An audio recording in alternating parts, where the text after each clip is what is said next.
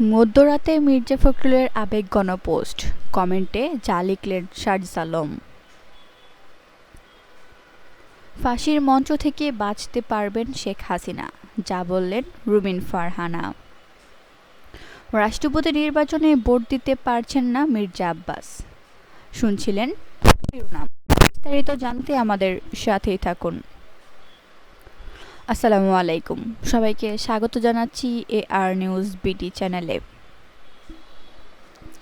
মধ্যরাতে সামাজিক যোগাযোগ মাধ্যমে আবেগঘন এক পোস্ট দিয়েছেন বিএনপির সদ্য বিদায়ী মহাসচিব ও রাষ্ট্রপতি পদপ্রার্থী মির্জা ফখরুল ইসলাম আলমগীর।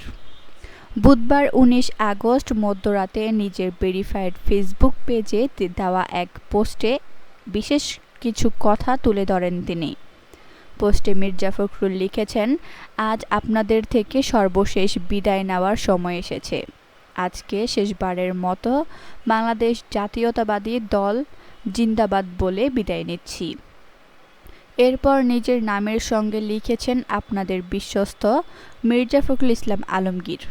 এর আগে বুধবার জাতীয় সংসদ ভবনে সরকারি দলের সভাকক্ষে অনুষ্ঠিত বিএনপির সংসদীয় দলের সভায়ও আবেগপ্লাবিত হয়ে পড়েন মির্জা ফখরুল। বিদায়ী বক্তব্যে বারবার কেঁদে ফেলেন তিনি। এ সময় প্রয়াত বিএনপি চেয়ারপারসন বেগম খালেদা জিয়ার কথা স্মরণ করেন এবং তার প্রতি কৃতজ্ঞতা জানান। নেতাকর্মীদের কাছে দোয়া চান এবং রাষ্ট্রপতি নির্বাচনে তাকে ভোট দেওয়ার আহ্বান জানান। মির্জা ফখরুলের এই আবেগঘন পোস্টে মন্তব্য করেছেন জাতীয় নাগরিক পার্টি NCPর উত্তরাঞ্চলের মুখ্য সংগঠক সার্জিস আলম। সেখানে মির্জা ফখরুলকে সর্বজনশ্রদ্ধেয় ও স্বজন রাজনীতিবিদ হিসেবে উল্লেখ করেন তিনি।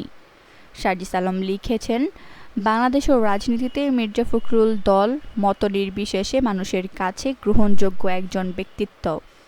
ফ্যাসিবাদ বিরোধী দীর্ঘ লড়াইয়ে তার সংগ্রাম ও ত্যাগ অনুপ্রেরণা এবং দৃষ্টান্ত স্থাপন করেছে বলেও মন্তব্য করেন তিনি।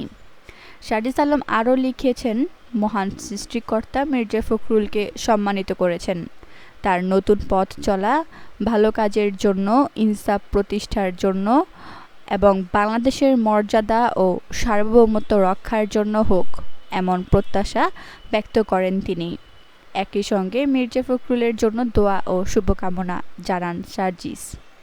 টক অফ দ্য কান্ট্রিতে পরিণত হয়েছে সাবেক প্রধানমন্ত্রী ও মৃত্যুদণ্ডপ্রাপ্ত আসামি শেখ হাসিনার দেশে ফেরার খবর। ডিসেম্বরে দেশে আসার ঘোষণা দিয়েছেন তিনি। তবে আদৌ কি তিনি দেশে আসবেন? দেশের মাটিতে পা রাখার পর কী হবে তার ভবিষ্যৎ? ফাঁসির কাস্টে ঝুলতে হবে তাকে, নাকি বাঁচাতে পারবেন নিজেকে সেখান থেকে? এমন অনেক প্রশ্নই ঘুরপাক খাচ্ছে মানুষের মনে। চায়ের দোকান থেকে রাজনৈতিক অঙ্গন, এ নিয়েই সব জায়গায় চলছে আলোচনা সমালোচনা, চলছে বিশ্লেষণ। এবার এই ইস্যুতে প্রশ্ন করা হয় ব্রাহ্মণবাড়িয়া 2 আসনের স্বতন্ত্র সংসদ সদস্য ব্যারিস্টার রুমিন ফারহানাকে।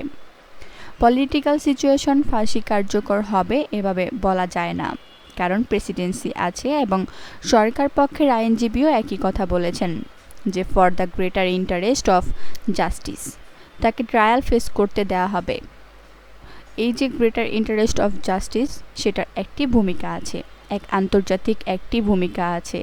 2-3 হচ্ছে আওয়ামী লীগ বড় দল, সুতরাং তাদের দলেরও একটি চাপ থাকবে। মানে এটা তো আর আসলে কুদ্দুস বা রহিম না যে আপনি ধরলেন আর ফাঁসি দিলেন। আইন অঙ্গনের 25 বছর অভিজ্ঞতার কথা উল্লেখ করে এই ব্যারিস্টার বলেন, বাংলাদেশের মতন দেশে কুদ্দুস আর রহিমের বিচার যেভাবে হয়, আপনার বিচার সেভাবে হবে না। ব্রাহ্মণবাড়িয়া 2 আসনের সংসদ সদস্য আরও বলেন, এখানে আপনি যদি তাকে XYZ হিসেবে ধরে নিয়ে কথা বলেন তাহলে সেটা একরকম, কিন্তু বিষয়টি তো এরকম না। আর ট্রাইব্যুনালের নিজেরই প্রেসিডেন্সি আছে। এছাড়া ফাঁসির দণ্ডাদেশ প্রাপ্ত জামাতের এক নেতা 5 আগস্টের পরে আবার আপিলের সুযোগ পেয়েছিলেন। এরপর খালাস পেয়ে এখন পার্লামেন্টে আছেন। এই প্রেসিডেন্স কিন্তু এরই মধ্যে তৈরি হয়ে গেছে। একটা প্রেসিডেন্স কিংবা নজির যখন তৈরি হয়ে যায়, স্বয়ংক্রিয়ভাবে পরের মামলাগুলো সেই কোর্স অফ অ্যাকশনই ফলো করে বলে উল্লেখ করেন তিনি। দেশের 23তম রাষ্ট্রপতি নির্বাচন অনুষ্ঠিত হচ্ছে আজ। বৃহস্পতিবার 20 আগস্ট জাতীয় সংসদ ভবনের সংসদ কক্ষে দুপুর 2টা থেকে বিকেল 5টা পর্যন্ত ভোট গ্রহণ হবে। নির্বাচনে ভোট দেওয়ার কথা রয়েছে 349 জন সংসদ সদস্যের। তবে অসুস্থতাজনিত কারণে রাষ্ট্রপতি নির্বাচনে ভোট দিতে পারছেন না বিএনপির স্থায়ী কমিটির সংসদ সদস্য মির্জা আব্বাস। বর্তমানে চিকিৎসার জন্য দেশের বাইরে অবস্থান করায় তিনি নির্বাচনে অংশ নিতে পারবেন না। ভোট দিতে না পারার বিষয়টি জানিয়ে জাতীয় সংসদের স্পিকারকে চিঠি দিয়েছেন মির্জা আব্বাস। বিষয়টি নিশ্চিত করেছেন জাতীয় সংসদের চিফ হুইপ নুরুল ইসলাম মনি। জাতীয় সংসদের মোট 350টি আসনের মধ্যে চট্টগ্রাম 4 আসন বর্তমানে শূন্য রয়েছে। ফলে রাষ্ট্রপতি নির্বাচনে ভোটার হিসেবে রয়েছেন 349 জন সংসদ সদস্য। তবে মির্জা আব্বাস দেশের বাইরে থাকায় আজকের নির্বাচনে কার্যত ভোট দেওয়ার সুযোগ থাকছে 348 জন সংসদ সদস্যের।